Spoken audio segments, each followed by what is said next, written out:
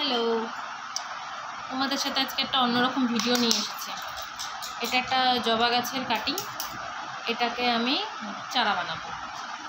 তো সবার ফার্স্টে আমাকে চারা বানাতে কী করতে হবে, একটা ম্যাচিওর ডাল তো অবশ্যই নিতে হবে। এই যে একটা আসছে পিছনে, আবার 32টা দাঁত বের করে। হ্যাঁ, এটা চুলটা আঁচড়া না। তো এই ম্যাচিওর ডালটা যত পাতা আছে সব পাতা ফেলে নিতে হবে। আর একটা গ্লাসে বালি নিয়েছি, বস ঘাড়ের উপরে না থেকে।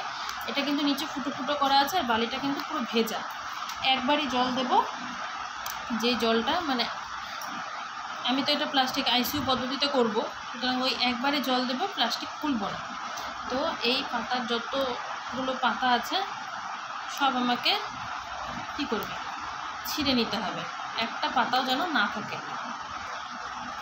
তো পাতাগুলো এরকমভাবে সব সরিয়ে নিতে হবে, নিয়ে এই মাথাটা 45 ডিগ্রি অ্যাঙ্গেলে কেটে নিতে হবে। মাথাটা না, যেটা গোড়াটা, যেটা আমি বসাবো। মাথাটা যেহেতু ইসে আছে, একটু ফাঙ্গিসাইড লাগিয়ে দেবো যাতে ড্রাই হয়ে শুকিয়ে না যায়। একটু ফাঙ্গিসাইডটা লাগিয়ে দিলাম, লাগবে না বিশেষ, একটু অল্প লাগালে হবে। এবার এটার মধ্যে আমি রুট হরমোন লাগাবো। গোড়াটা জাস্ট একটু জলে ভিজিয়ে নিয়ে, রুট হরমোন এরকম কিনতে পাওয়া যায়, না থাকলে পরে অ্যালোভেরা জেল দিয়েও খুব ভালো কাজ হয়। ইভেন আমি এত কিছু থাকার পরও পতঞ্জলির যে অ্যালোভেরা জেলটা আছে ওটা দিয়ে একটা ট্রাই করেছি, তোমাদের সাথে শেয়ার করব। রঙন জবার একটা, রঙন গাছের একটা জবা বলছি, ওটারও বেশ এভাবে কাটিং আইসিইউতে বসিয়েছি, ওটারও মনে হয় সুন্দর ছোটো ছোটো পাতা বেরিয়েছে, দেখতে হবে। তো এই জিনিসটা এরকমভাবে নিয়ে জাস্ট এখানে লাগিয়ে দেবো, হয়ে গেল। এরপরে কি করতে হবে, একটা প্লাস্টিকের মধ্যে এরকম ট্রান্সপারেন্ট প্লাস্টিকটা নেবে। আমার এই প্লাস্টিকটা অসম্ভব বড় হয়ে গেছে আমার গ্লাসের থেকে, নিয়ে জাস্ট এটা এরকম মুড়ে দিতে হবে, যা আছে এটাকে মুড়ে আটকে দিতে হবে। তো এইভাবে মুড়ে নিয়ে এটাকে আমি রেখে দেবো, একদম একে ডিস্টার্ব করবো না, খুলবো না, মোটামুটি 1-1.5 মাস ছোটো ছোটো ছোটো পাতা দেখা যাবে। তো সেম প্রসিডিওরে আমি একটা করেছিলাম অনেক দিন আগে, এই দেখো।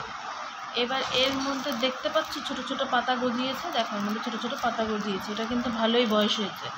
তো এটা যথারীতি কী করতে হবে, এটা আমি এখন খুলবো না, এটাকে আমি একটু ছোটো ছোটো করে কেটে কেটে দেবো, মানে যাতে একটু হাওয়া এর মধ্যে ঢুকতে পারে এটার মধ্যে।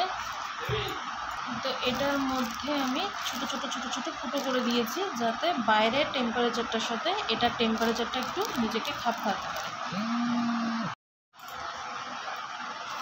তো এই যে ফুটোগুলো আমি করে দিলাম, কী হবে, বাইরের টেম্পারেচারটার সাথে ভেতরের যে টেম্পারেচার ও ম্যাচ করতে থাকবে আস্তে ধীরে। একবারে যদি আমি প্লাস্টিকটা খুলে দিই তাহলে কিন্তু এটা, এই যে ছোটো ছোটো কচি কচি পাতাগুলো গজিয়েছে তোমরা দেখতে পাচ্ছ হয়তো, সেটা আমার নষ্ট হয়ে যাবে, একদম নষ্ট হয়ে যাবে। তো এইভাবে প্লাস্টিক ওটাও থাকুক, এটা আরও কিছুদিন থাকুক, তারপরে বড় বড় পাতা গজালে আমি তোমাদেরকে আস্তে ধীরে সেটা শেয়ার করব। ঠিক আছে, চলো, টাটা, বাই।